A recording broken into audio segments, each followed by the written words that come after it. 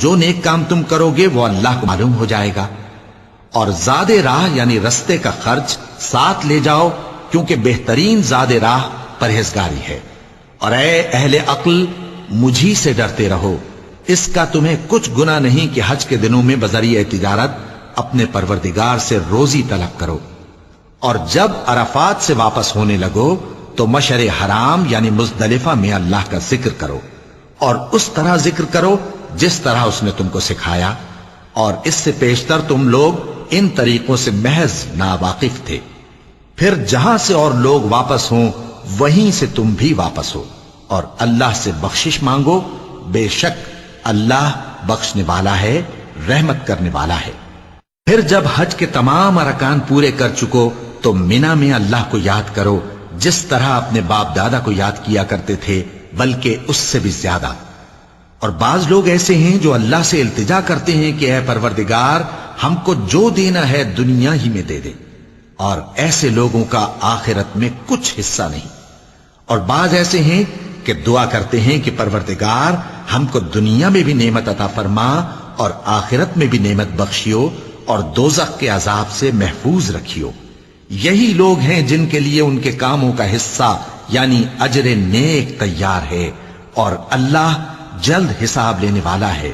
اور قیام منی کے دنوں میں جو گنتی کے دن ہیں اللہ کو یاد کرو.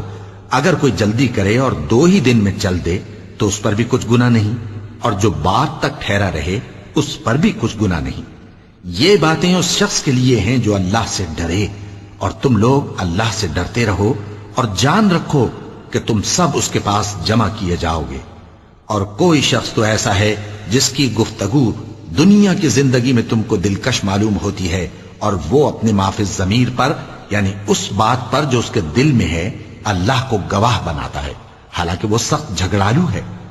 اور جب پیٹ پھیر کر چلا جاتا ہے تو زمین میں دوڑتا پھرتا ہے تاکہ اس میں فتنہ انگیزی کرے اور کھیتی کو برباد اور انسانوں اور حیوانوں کی نسل کو نابود کر دے. اور اللہ فتنہ انگیزی کو پسند نہیں کرتا. اور جب اس سے کہا جاتا ہے کہ اللہ سے خوف کر تو غرور اس کو گناہ میں پھنسا دیتا ہے، سو اس کو جہنم کافی ہے اور وہ بہت برا ٹھکانہ ہے. اور کوئی شخص ایسا ہے کہ اللہ کی خوشنودی حاصل کرنے کے لیے اپنی جان بیچ ڈالتا ہے، اور اللہ بندوں پر بہت مہربان ہے. مومنو، اسلام میں پورے داخل ہو جاؤ اور شیطان کے پیچھے نہ چلو، وہ تو تمہارا کھلا دشمن ہے. پھر اگر تم احکام روشن پہنچ جانے کے بعد لڑکھڑا جاؤ تو جان رکھو کہ اللہ غالب ہے، حکمت والا ہے. کیا یہ لوگ اسی بات کے منتظر ہیں کہ ان پر اللہ کا عذاب بادل کے سائبانوں میں نازل ہو اور فرشتے بھی اتر آئیں اور کام تمام کر دیا جائے؟ اور سب کاموں کا رجوع اللہ ہی کی طرف ہے.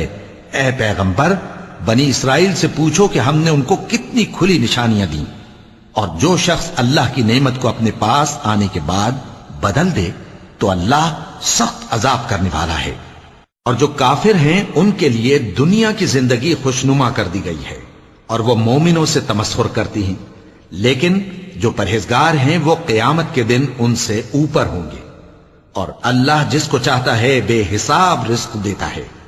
پہلے تو سب لوگوں کا ایک ہی مذہب تھا، لیکن وہ آپس میں اختلاف کرنے لگے تو اللہ نے ان کی طرف بشارت دینے والے اور ڈر سنانے والے پیغمبر بھیجے اور ان پر سچائی کے ساتھ کتابیں نازل کی تاکہ جن امور میں لوگ اختلاف کرتے تھے ان کا ان میں فیصلہ کر دے.